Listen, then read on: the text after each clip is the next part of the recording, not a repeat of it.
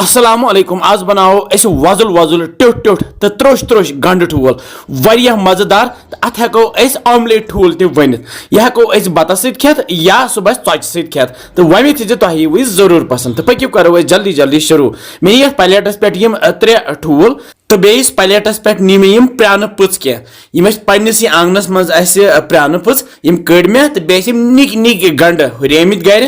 तो बेनी में क्या रोहन फल थे मे असल पे छलित छुकित गंडस रोहनस तो प्रान पुजस कोर मे नुक नुक शाप सत ठूल अकि अकि फुट्रत थे मे यम बानस मज तो अमे पत लागो अस ठूलस गोनेथ छोक दिन तो अत मज त्रो अस मर्चवांगन 1.5 चमच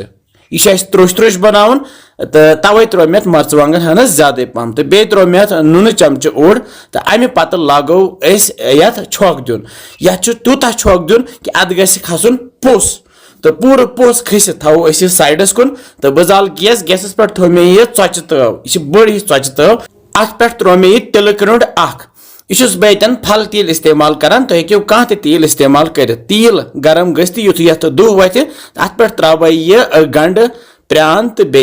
रुहन नुक नुक कर तो यह गंड प्रान तो रुहन करो अस तैयार ये चौच ताई पे तो युथ गंड थोड़ा सा जर्द हूँ गि अत छक बह पे नुन प्यूंता तो पे त्रोस यह ठूल इस तैयार थोमुत कर वह सहल बनावन तो यह हेक्यू तुम कुन ते सात बनत अगर जुकाम बसान हट्टी बसान दौद जल्दी जल्दी करो अस गंड ठूल तैयार तो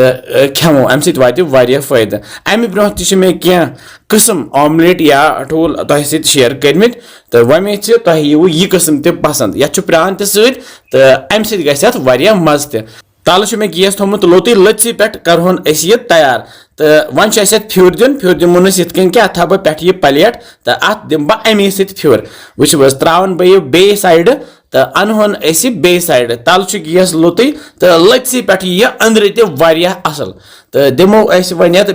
बे साइड फ्यूर तो अनहोन अस यह दोनों साइडो यूत काल यह त्रोश त्रोश गि तो अम पे वालो अस गैस पे बोन तो सोन अजु खास ठूल तैयार तो अम पे फिरन बह प्लेटस पे वथ वन पान ये ताई पे बोन तो वुचान यह वजुल वजुल त्रोश त्रोश ठूल गो अस तैयार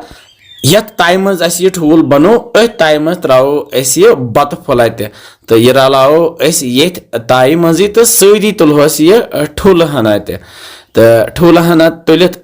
तुलो अस बत म्योंड तो करो अस बिस्मिल्लाह वारिया मजेदार तो वारिया त्रोश त्रोश तुम बनजो यह जरूरी तो वनजो अस किस बसान तुम सान रेसिपीज इंशाल्लाह समखो अस बे जल्दी तुम थो पुन ख्याल बिहु रबस हवाल अस्सलामु अलैकुम।